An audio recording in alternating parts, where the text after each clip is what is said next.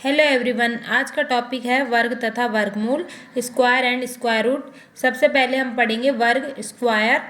जब किसी संख्या को उसी संख्या से गुणा किया जाता है तो प्राप्त संख्या उस संख्या का वर्ग कहलाती है तथा प्राप्त संख्या को पूर्ण वर्ग संख्या या वर्ग संख्या कहते हैं। पूर्ण वर्ग संख्याएं वे संख्याएं होती हैं जो किसी संख्या का वर्ग होती हैं, यानी किसी संख्या को 2 बार गुणा करने से प्राप्त होती हैं। तो यहाँ पर हम कुछ संख्याएं लेंगे और उनका वर्ग निकालना सीखेंगे। तो सबसे पहले संख्या 1 का वर्ग निकालेंगे तो 1 को 1 से गुणा करेंगे। इसको घात के रूप में भी लिख सकते हैं, 1 की घात 2, क्योंकि 1 यहाँ पर 2 बार आ रहा है तो 1 की घात 2 होता है 1। तो यहाँ पर 1 हो गई पूर्ण वर्ग संख्या। इसी तरह 2 संख्या का वर्ग निकालेंगे तो 2 को 2 से गुणा करेंगे, यानी 2 की घात 2 हो गया 4।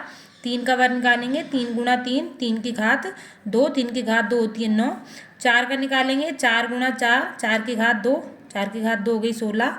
5 का वर्ग निकालेंगे तो 5 को 5 से गुणा करेंगे, अर्थात 5 की घात 2 25। 6 का वर्ग निकालेंगे, 6 गुणा 6, 6 की घात 2, 6 की घात 2 हो गया 36। 7 का वर्ग निकालेंगे, 7 को 7 से ही गुणा करेंगे, यानी 7 की घात 2, ये हो गया 49। 8 का वर्ग निकालेंगे, 8 को 8 से गुणा करेंगे, अर्थात 8 की घात 2, 8 की घात 2 होती है 64। 9 का वर्ग निकालेंगे, 9 को 9 से गुणा करेंगे, 9 की घात 2 81। और 10 का वर्ग निकालेंगे, 10 गुणा 10, 10 की घात 2, ये हो गया 100।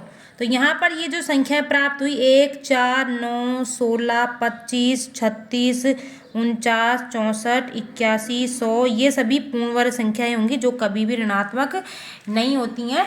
ये किसी प्राकृत संख्या का वर्ग होती हैं। इसी तरह हम अनेक संख्याओं का वर्ग निकाल सकते हैं। जैसे हमने यहाँ तक निकाल लिए, अब 11 का निकालेंगे। तो 11 का वर्ग निकालने के लिए 11 को 11 से गुणा करेंगे, 11 की घात 2, ये हो गया 121। 12 का वर्ग निकालेंगे, 12 को 12 से गुणा करेंगे, 12 की घात 2, 144। 13 का वर्ग निकालेंगे, 13 को 13 से गुणा करेंगे, 13 की घात 2, यानी 169। 14 का जो वर्ग निकालेंगे, यानी 14 गुणा 14 करेंगे तो 14 की घात 2, 196। 15 का वर्ग निकालेंगे, 15 गुणा 15 करेंगे, 15 की घात 2, 225। 16 का वर्ग निकालेंगे, 16 को 16 से गुणा करेंगे, यानी 16 की घात 2, ये हो गया 256। 17 का वर्ग, 17 गुणा 17, 17 की घात 2, 289। 18 का वर्ग निकालेंगे, 18 गुणा 18, 18 का वर्ग, ये हो गया 324। 19 का वर्ग निकालेंगे तो 19 को 19 से गुणा करेंगे, 19 की घात 2, यानी 361।